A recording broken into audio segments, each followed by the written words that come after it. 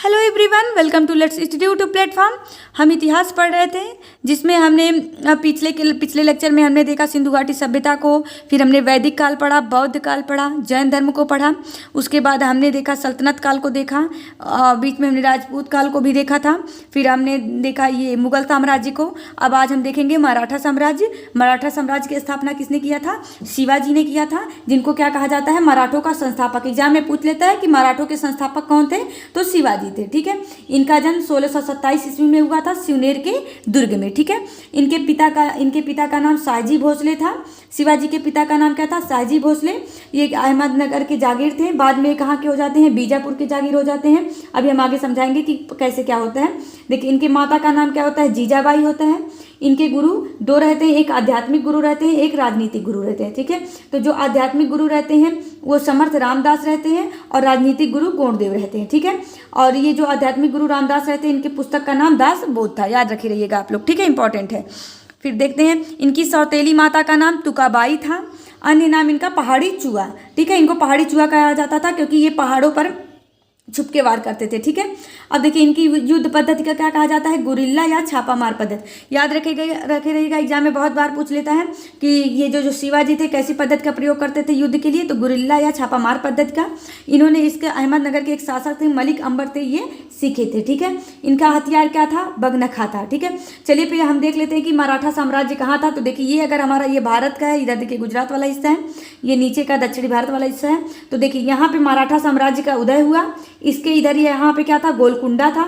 इधर नीचे के साइड में बीजापुर था। आप लोग मैप से समझ लीजिए। यहाँ देखिए ऊपर कौन था? अहमदनगर था, और यहाँ ऊपर क्या था? दिल्ली था, जहाँ पे औरंगजेब का पूरा शासन चल रहा था। अभी हमने बताया कि इनके पिता पहले कहाँ के जागीर थे? अहमदनगर के जागीर थे। ठीक है, लेकिन तो क्या होता है, अहमदनगर पे औरंगजेब अपना शासन मतलब पूरा इसको कब्जा कर लेता है, तो फिर इनको यहाँ से छोड़कर कहाँ आ जाना पड़ता है? बीजापुर आ जाना पड़ता है। इतना समझ में आ गया आप लोग को? ठीक है, चलिए फिर हम आगे देखते हैं। शिवाजी ने सैन्य अभियान कौन सा किया? तो इनका प्रथम सैन्य अभियान पहली बार इन्होंने 1643 ईस्वी में किया था बीजापुर के लिए। ठीक है, याद रखिए रहिएगा, इनका प्रथम सैन्य अभियान 1643 ईस्वी में बीजापुर के लिए। इन्होंने वहाँ पे तोरण का किला जीता था। ठीक है, बाद में इन्होंने पन्हाला का किला जीता, कोल्हापुर का किला जीता, पुरंदर का भी किला इन्होंने जीता। ठीक है, याद रखिए रहिएगा आप लोग। और देखिए, ये कर दो प्रकार का कर वसूलते थे, एक सरदेशमुख, एक चौथ। तो जहाँ पे ये स्वयं शासन करते थे वहाँ पे ये अपने उस मतलब जैसे जो किसान रहते थे उनकी आमदनी का 1/10वां हिस्सा लेते थे, जहाँ ये स्वयं शासन करते थे। ठीक है, जहाँ पे ये केवल किला जैसे मान लीजिए पन्हाला का, कोल्हापुर का, पुरंदर का, इधर गोलकुंडा, बीजापुर इत्यादि के साइड में जो ये जीतते थे किला, वहाँ से ये क्या करते थे? केवल कर लेते थे। और कौन सा कर लेते थे? चौथ कर लेते थे। ठीक है, फिर ये क्या करते हैं? 1659 ईस्वी में शिवाजी और अफजल खां जो बीजापुर का शासक रहता है, यहाँ देखिए हमने बीजापुर नीचे समझाया था ना, आप लोग को देख लीजिए एक बार। ये जो बीजापुर का शासक रहता है, ठीक है, यहाँ पे शिवाजी यहाँ मराठा के रहते हैं, यहाँ अफजल खां बीजापुर का शासक रहता है, अफजल खां। ठीक है, इन दोनों में क्या हो जाता है? ये क्या होता है? अफजल खां इनको अपने महल में बुलाता है और ये सोचता है अफजल खां कि मैं चाकू मतलब रखा रहूँगा और फिर इनकी हत्या कर दूंगा शिवाजी का। ठीक है, लेकिन तो क्या है, शिवाजी को पहले ही भनक हो जाती है कि अफजल खां मतलब उनको धोखा देने वाला है। इस वजह से दोनों लोग, शिवाजी और अफजल खां दोनों गले मिलते हैं।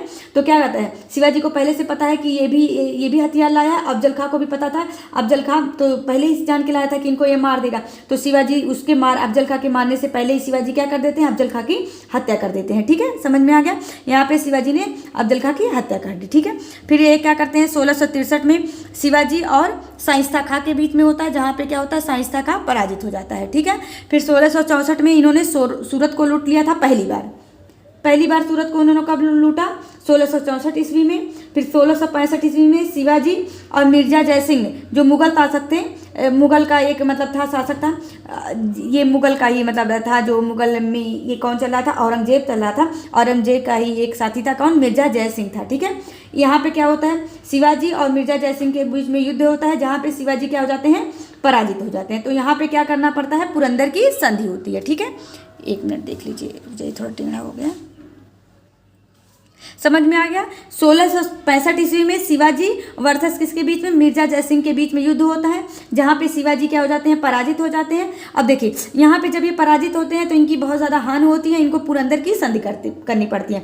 पुरंदर की संधि में क्या होता है, जीते हुए 35 किलो में से, देखिए इन्होंने, शिवाजी ने कितने किले जीते थे, टोटल 35 किले जीते थे, उसमें से 23 किला किसको देना पड़ जाता है, मुगल को देना पड़ जाता है। तो 23 किला ये मुगल को दे देते थे, बाकी इनके पास बचता है। ठीक है, अब देखिए उसके बाद इसी में पुरंदर की संधि में ये कहा जाता है जो शिवाजी के पुत्र संभाजी हैं इनको औरंगजेब की सेवा में भेजना पड़ा। ठीक है, औरंगजेब की सेवा के लिए इनको भेजना पड़ा था, किसके, पुरंदर की शहद के तहत अपने पुत्र संभाजी को। ठीक है, अब देखिए 1667 ईस्वी आता है, क्या होता है कि शिवाजी को औरंगजेब से मुलाकात है, क्या करते हैं शिवाजी औरंगजेब से मिलने के लिए जाते हैं। ठीक है, उनके दरबार में औरंगजेब के, तो औरंगजेब क्या करता है, औरंगजेब ने धोखे से शिवाजी को जयपुरी महल में, जो जयपुरी महल रहता है आगरा में, वहाँ पे क्या कर देता है, कैद कर देता है। ठीक है, जब ये मिलने जाते हैं औरंगजेब उतने समय कहाँ पे रहता है, आगरा में रहता है, और ये क्या करता है, धोखे से शिवाजी को जयपुरी महल आगरा में ही कैद कर देता है। ठीक है, जब शिवाजी औरंगजेब से मिलने गए होते हैं तो उतनी समय मराठा का शासन उनकी माता जीजाबाई संभाल रही थी। ठीक है, चलिए फिर हम आगे देखते हैं।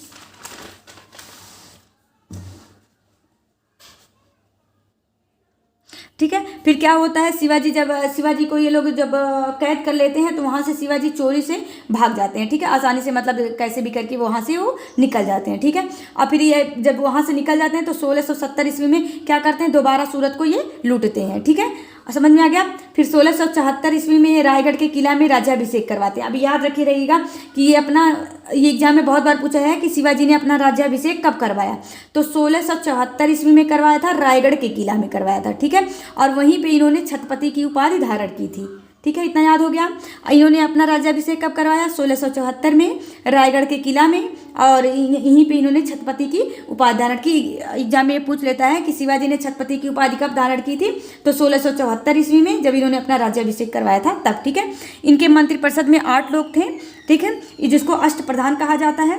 इसी अष्टप्रधान में जो प्रमुख रहता था, जो सबसे ऊपर रहता था, उसको पेशवा कहा जाता था। ठीक है, जैसे इसमें 8 मुख्य लोग रहते थे, उस 8 में जो सबसे ऊपर रहता था, जिसको प्रधानमंत्री कहा जाता था, वो पेशवा थे। आगे चल के ही पेशवाई, मतलब इस जो ये रहता है इसको आगे बढ़ाते हैं। ठीक है, चलिए फिर देखते हैं शिवाजी की मृत्यु कब हो जाती है। 1680 ईस्वी में शिवाजी की मृत्यु हो जाती है। अब देखिए शिवाजी की जीवनी लिखा गया है, जिसको बखर नाम से। ठीक है, पूछ लेता है कि शिवाजी की जीवनी किस नाम से लिखा गया है, तो बखर नाम से। ठीक है, फिर देखिए इनके पुत्र कौन आते हैं, संभाजी आते हैं, जो 1680 से 1689 के बीच में शासन करते हैं।